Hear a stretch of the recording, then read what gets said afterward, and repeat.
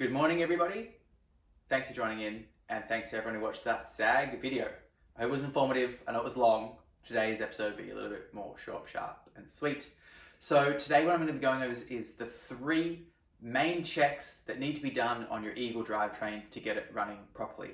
Now, everything I'm going to go over today is in the manuals, so don't think that any of this is different to that. I'll be working on an Eagle AXS drivetrain. I'll be talking through the differences with mechanical as well. I just don't have a mechanical system here. But these checks are really easy to do in the comfort of your own home. There are some parts which you need some big fancy tools. You may just need to go to the bike shop for that, but I'd like to talk everyone through it as well. It's pretty key. These are the most common things I see that are done wrong, and it will cause the shifting to go out of whack. Now, this is in the manual as mentioned, but the reason I want to do this with you is I want to show you why we adjust it the way the manual is set, which I don't think is really covered in those. There are different ways in which the SRAM systems work compared to other brands and other systems, and if we go set those up like something we're used to from before, of course it's not going to work properly. So hopefully this will help you understand why we're doing these adjustments and also how to do them as well. As I said, some you might be able to do, some you won't, but hopefully this will help you get your drivetrain working A1. So firstly, I have 2 derailleur hangers right here. One's a fancy pants UDH, which I wish this bike had, and one is a proprietary hanger for my bike here. Derailleur hangers mount to your frame. They're usually made of alloy or a hardened plastic, and this is where your derailleur mounts. Now, it's integral that these are straight to your bike, okay, and not necessarily are these going to be straight from the box. Now, the derailleur hanger will be straight, but when mounted to your bike, when the surface here touches the paint, where there could be overspray or a surface issue where it's not perfectly flat, or the grub screw is not perfectly straight in line, what you can find is your derailleur hanger is going to sit askew. And I see this time and time again. I have someone come over, they've got shifting issues, they've replaced the hanger, and they still have shifting issues. And it actually comes down to the fact that that derailleur hanger may not be straightened to that frame, as opposed to the derailleur hanging being out of whack.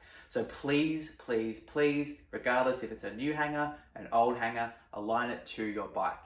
We need to make sure the derailleur hanger is aligned before we do any other adjustment with this.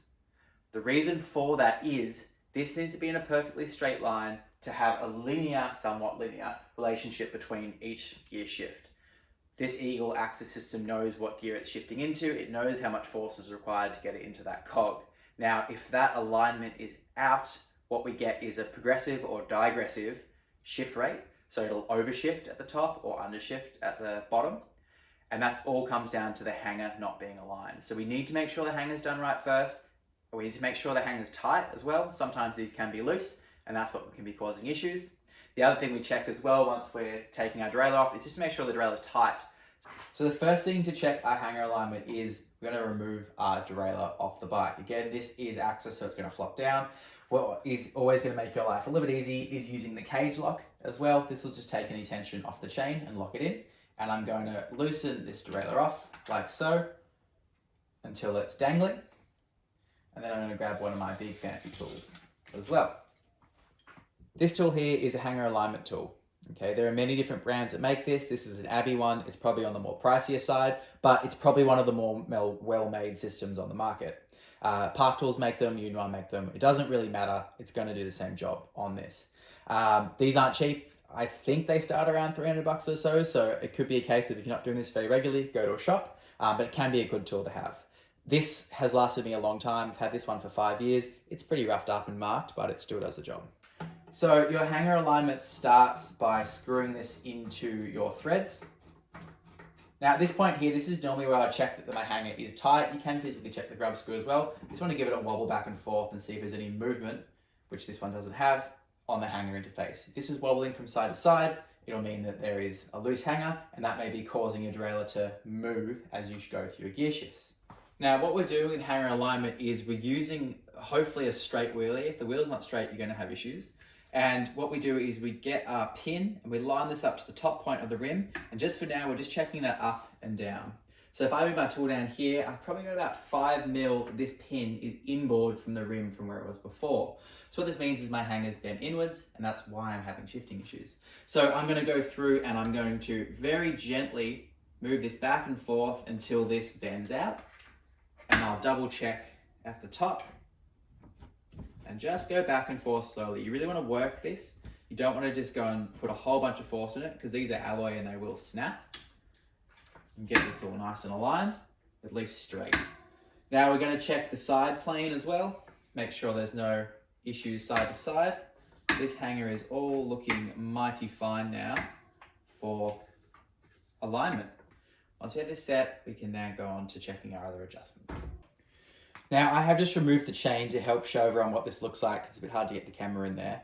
There are a few key things with this. Firstly, this bolt here does require Loctite and not grease. So we do need to make sure we use some Loctite on there. And I will be using a medium strength on this as I've taken this derailleur on and off a few times. The other one here is the torque reading. These are 10 to 12 Newton meters. And this is a lot tighter than what a lot of people will think. And this is why they'll generally be under torqued. I'll be using a torque wrench to torque this up to 12 Newton meters. The other thing to be conscious of here is this B plate. And this is where the B bolt we'll adjust later sits and houses itself. Now, these can quite easily be sitting around the wrong way. It's important that that little tab here is resting on the threads. If it's around the wrong way like this, there's nothing this bolt's resting on. So just make sure there's something at the end of that bolt. I'm just going to use a little bit of Loctite on here, just on those threads. And the reason for the use of that Loctite and not using grease is there's no spring pivot on the top of these derailleurs. There is a bushing, which will make this move around, but for the most part, we don't have anything tensioning up that wheel. So we need to make sure this is tight. It's tightened to that 12 Newton meters, and there is Loctite on there, not grease. Grease will cause issues. Again, just making sure my B plate tab's in the right place, and then tightening this up to 12 Newton meters with one nice confident click with our torque wrench. Pro tip number one as well of the video, if you have a torque wrench, make sure you back the tension off all the time. There are usually springs in these, and having this tightened on and left on, we will make it set and wear out over time faster than it should. Doing the old YouTube thing of skipping to the good part with taking all the bits out as well. So I won't show you through that. I'm sure you can all remove your shocks. But I do want to talk about the derailleur really quickly, because we're going to be talking about chain length in just 2 seconds. So when SRAM moved to a 1x derailleur system, the big thing they changed here was the way the derailleur shifts. Now, traditional derailleurs would move on a slanted parallelogram, so up and down and back and forth. What these derailleurs do is they operate just on a horizontal axis. So they just move in and they just move out. Now, with a slanted parallelogram, as these derailleurs would move up and down, the jockey wheel here, or that upper guide pulley, would be in the right location via the tension of the chain. Now, because we have a 1x system, there's no change of chain length for the front chain rings. We can move to this X horizon system, as they call it, which moves side to side. And this is a way better system for 1x. Okay, what it does is when we're riding along and there's forces moving up and down, which our suspension will do, the derailleur's not ghost shifting, it's just moving in and out. To get this system to work though, we have these really offset guide pulleys. So this is the center pivot of the derailleur here, this is the guide pulley, and this is very far away. Now to get this distance right from this to your cogs on your cassette, it is absolutely imperative that your chain length is right. And this will generally mean the chains are as short as possible with these systems to get them to shift properly. I see time and time again, chains are generally too long. This will mean the shifting's out, and it'll mean the next B gap setup is also wrong as well. So think about it that way, these derailleurs just move like this and the slack's taken up by the jockey wheel, and that is where it is super important that chain length is correct. So what I do here is the tape measure is going to go into the crank bolt, which is just that 8mm fitting. And then what I'm going to do is lift the bike up and find the point where the tape measure gets the longest. So on this bike here, it is at maximum travel, and that's the point we're going to get our chain length. Now I've just used a little tie up here to hold this in place. If you've got someone to help you, it's probably even easier, but I do not. So this is tied up here. I could have just let the air out of the shock too, but I do like to check that that maximum point of chainstay growth is where we think it is and not somewhere else. Now, if you were to size this not at full travel, what you'd find is you're probably going to be out by a link or two, and that's because we have such a big growth. Now, this grew about 15mm, which is quite a lot. It's definitely equivalent to about a link and a half. So it's important to get it in this position to get your chain length set right. This is my old chain, which I know is sized right, so it's not going to be any fun. There is an old power lock on this. It's important you throw this in the bin. You can use it actually to size your chain and make sure it's the right size, but do not use this again on your bike. These are one use only, and it's really important that you remember that. So always consult your owner's manual. This is a full suspension bike, so the rule for this is 1 link plus the power lock, which I'll show you. Hardtails are 2 links plus the power lock, and some of the older systems are as well. So check your user manual for your drivetrain.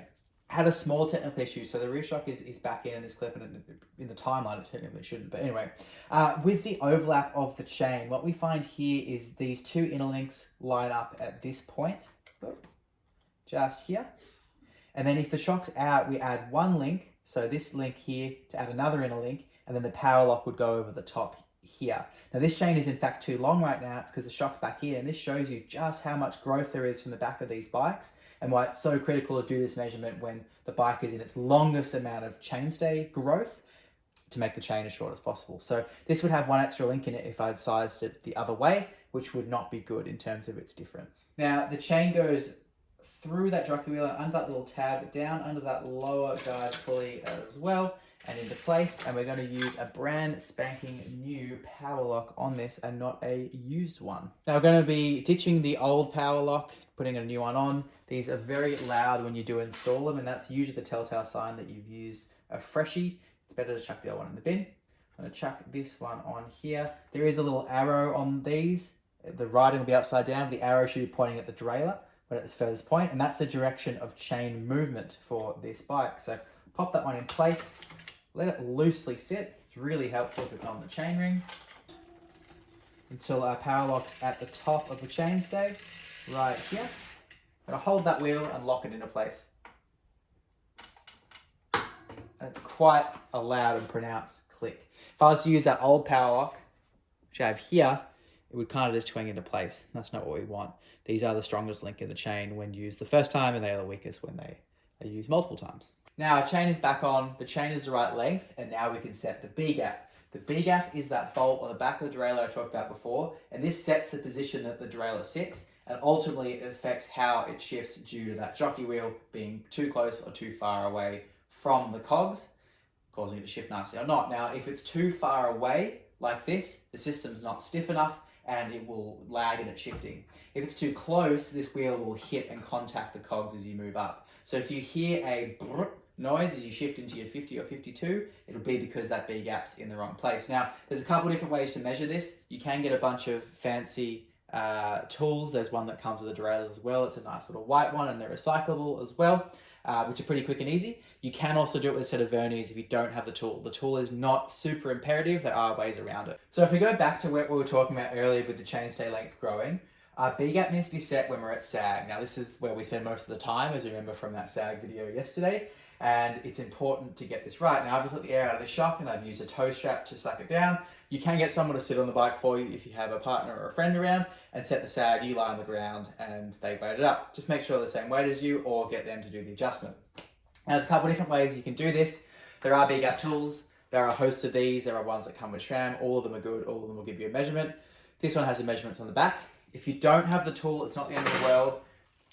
Simple tape measure or some verniers will do the trick. So I'm going to move the camera a little bit closer and show you how this works. So when we're using the Vernier method or the measured method for our B gap, what we need to do is make sure it's set down in our second easiest cog. So it's the 42 tooth cog. And what we're measuring is the distance between the upper guide pulley and the largest cog of the cassette. This makes sure it doesn't touch the cog as we move up. Now I remember the bike is at sag at this point. So I've got my verniers set up. These are at 5.2 mil. They're a little bit off, but they're a little bit hard to set on the digi side.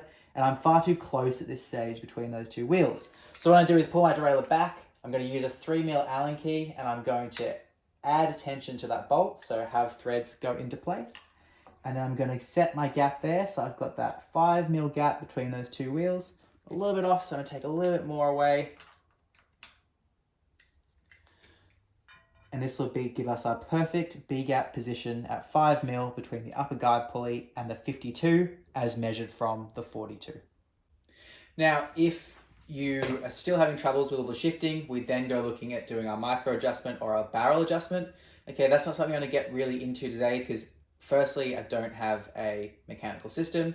And secondly, gear tuning, there's a whole bunch of videos online for how that micro shift works. That basically means that everything should now shift as all of our adjustment won't go out of place. And that is the case with this, unless I've made any adjustments to make it shift better.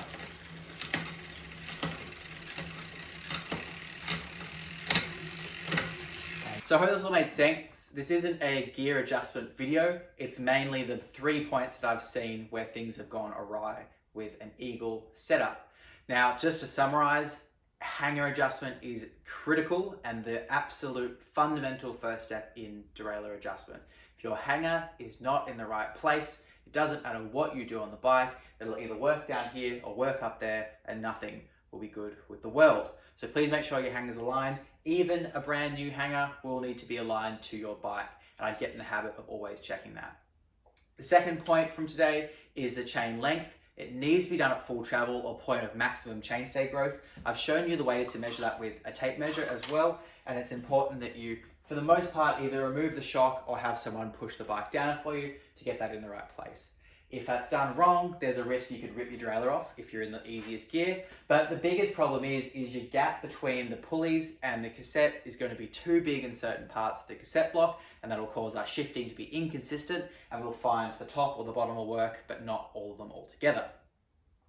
Once the chain is set and length right, then we do our B-gap. If the chain length is wrong, it doesn't matter if we set that B-gap right in that 40 or 52, because of that horizontal shift axis with the offset guide pulleys, there's no way to take up any slack towards the bottom of the block, and the chain will usually be visibly loose at the bottom once we set that in the right position. B-gap can be done in a multitude of ways. As I said, there are guides where you can measure it in the 50 or 52. There are guides from SRAM that also measure it in the 42. These all work in the same way. The user manual for AXS does also show us in the 42, we can set that to a 5mm gap between the largest pulley. It's important with this, that's set at sag, and again I use a little tie down on here to set that to sag. We spend our time riding at sag, as mentioned in my sag video, so it's important that we do that adjustment at sag.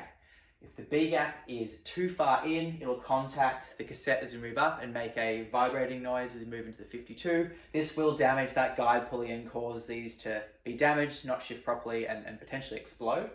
If it's too far away, there is too much chain between the cassette and the guide pulley, it's too much flex, and it will cause the shifting to not move the way that we intend to. Once we do those, we can then move on to our barrel adjustment or our micro adjustment with AXS systems. As I said, I'm not going to go into that today. There is a multitude of videos on that. I don't have a mechanical system here to show you, and with my Eagle system, it's pretty straightforward with the micro adjustment. And again, I'll link those videos from SRAM in the bottom of the box. That's it from me. Thank you very much. I hope this helps everyone use their AXS or Eagle systems better, and I hope this potentially fixes some shifting issues.